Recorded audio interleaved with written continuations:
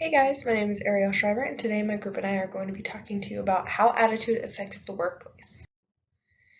Now, we're going to be looking through the lens of trickle-down theory or trickle-down effect. Here is a quote about it, kind of just defining it. Trickle-down effect refers to a top-down process in which leaders' trait, cognition, affect, attitude, and behavior induce the similar responses of followers and/or groups. We will be looking specifically through the lens of an employer first, then we're going to look at a manager, then an employee, and then we're going to be going over solutions for how to pay attention to your attitude and practice self-control in the workplace. Hey guys, my name is Kevin Williams, and we'll be discussing today how employer attitude affects the workplace. So, we're going to talk about the effects of bad employers. So, in a study conducted by Heidelberg University, the number one reason employers have negative work environments is because they tend to focus more on profit than the physical and mental well being of their employees. In turn, this creates a toxic work environment which can affect all levels of an organization. A couple examples include increased stress, poor communication, low productivity, damaged business reputation, low satisfaction scores, and a whole lot more. So, what's the connection between attitude and health? An adverse work environment can cause stress at all levels of an organization. Stress, if left unchecked, can contribute to serious complications to an individual's health. And in turn, this could lower the firm's productivity and increase sickness absence rates.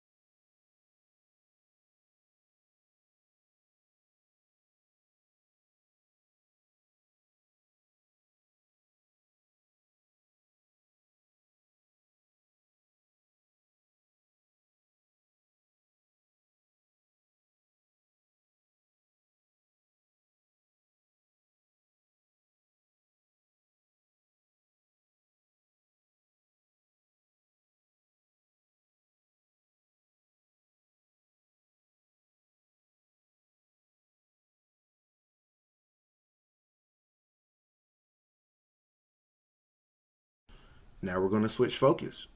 When employers shift their focus from profits to employee branding and well being, they see a shift in the attitudes of their employees and an increase in production.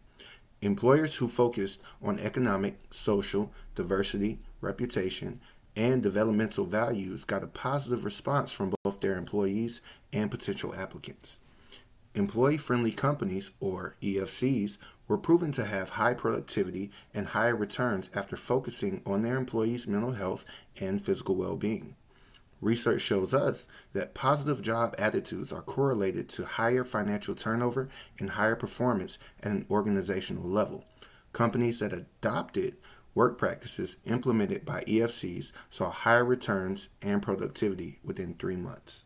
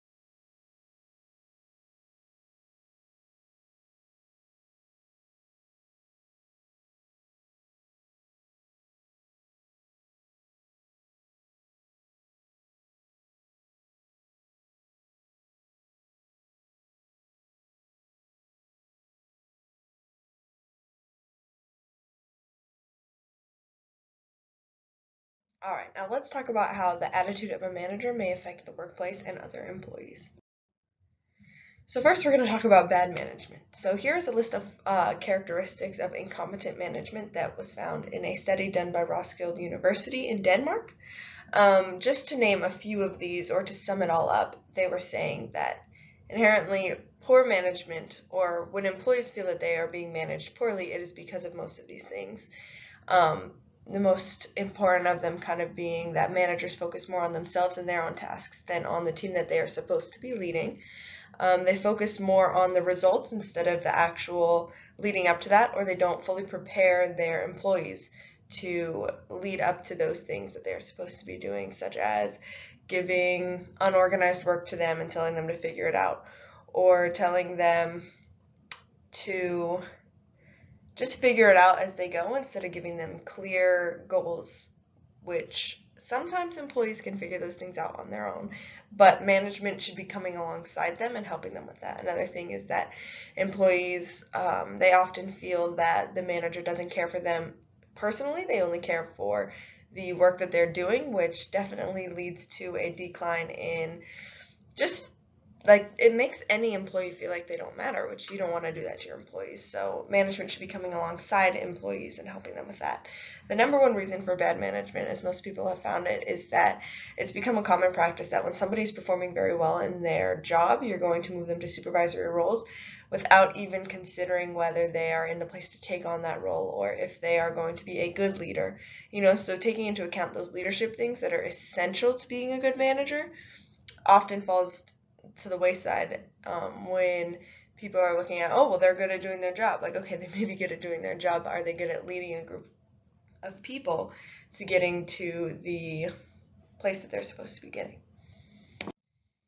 Now, management can affect a work environment in 1,000 different ways, but here was an interesting quote that I found was that people don't leave organizations, they leave managers. No matter how connected they feel to an organization, if their direct manager is treating them poorly or is not doing things correctly, it's going to affect the way that they do their work, and they are most likely going to leave that job.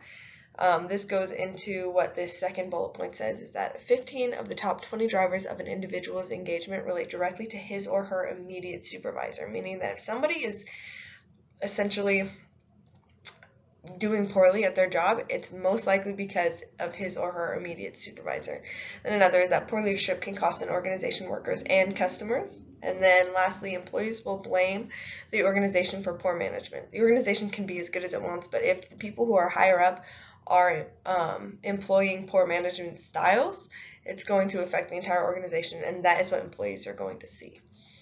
And then that can lead to any list of things: collective burnout and exhaustion, collective cynicism, decreased productivity, and then people putting in more effort but feeling less reward or feeling less recognized for the work that they are doing. So in this section, let's talk about how the attitude of an employee can affect the workplace. So an employee attitude can affect the workplace in many ways, but for starters, an employee's attitude can occur inside the workplace or outside the workplace.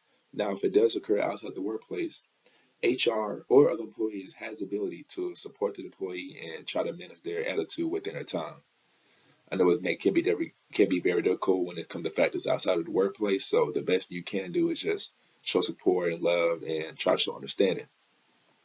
Now, if it is an issue inside the workplace, you want to first to make sure that the employee is satisfied with their job prior to starting, but even during the workplace, every day in day out, the employee is not 100% that the employee will be satisfied with the job every single day, day in day out. But if there's an issue inside the workplace, you want to make sure that the employee is satisfied, with things like the work-life balance, the salary, the values, make sure their values. Because if it don't, it can affect many of things, but the three top things it can affect, which is the workplace morale. It can affect a low turnover rate, and it can affect the employee's loyalty within the company. Now, within the employee itself, there's two factors that it can result when the employee workplace attitude is not up to par. It can affect the job performance of the employee and its productivity. Now, these two are not at its highest. You see, of course, the business will slowly go down. it'll trigger on like an effect. It'll go from one employee to another. So that's why it's very important that the attitude of an employee is very up to par. Hey guys, in this section we will be talking about the solutions that can be done to help improve attitude in the workplace. One way to increase attitude in the workplace is appreciation. Appreciation in the workplace can have a lasting impact on both management and employees. And these are just a few ways to help improve those. To start off with, it has to start from the top. Whether that's the upper management, CEO, CFO, whoever it is, they have to appreciate their management so it trickles down to the bottom. Everybody should be recognized equally. That's another important key. Sometimes we can appreciate the management more because maybe they have much more responsibility, but it is important to know that everybody in that team is just as important. This can help increase appreciation because everybody knows that they are being appreciated for the part that they are putting in. Another thing is valuing the quality of work over the quantity of work. This can get lost in the workplace because it's such a fast-paced area. Sometimes we just need to turn in assignments, do it quickly, and that can sometimes lead to employees feeling not so appreciated. So by maybe looking to improve quality of work over quantity, this can help employees feel more satisfied with the work they are providing and make them feel appreciated with their managers. Another thing is understanding that everyone doesn't feel comfortable being thanked or saying thank you. Everybody's different, everybody has different personalities, and it is important that we take that into consideration. And appreciation is a great way to improve employees' attitude. And up next, we'll be talking about understanding expectation. Another solution to help attitude in the workplace is understanding expectation. As an employee, you must give yourself time to plan what you are being asked to do. When someone in your team comes to you and asks you to complete a certain task, give yourself some time to think about how and where this fits in your schedule. This is very important because you don't understand how you are going to plan things out if you don't know the importance of the certain assignment. Understanding what and why you are being asked to complete a certain task can also help you prioritize the right things. You or myself can sometimes prioritize certain tasks that aren't too important or don't need to be put first over tasks that are high priority. So learning to balance high priority and low priority can really help you become more balanced and be able to understand expectation. By understanding and planning expectations that are set for you, it will help you be more relaxed and confident. Stress can be avoided when you have clarity on your expectations for yourself and those set upon you. Sam once said, "Outstanding leaders go out of their way to boost the self-esteem of their personnel. If people believe in themselves, it's amazing what they can accomplish." This is very true when talking about attitude in the workplace, because sometimes feeling appreciated is not what everybody feels, and sometimes that can be because of management, and sometimes that could just be that we are going through something that we don't want to talk about.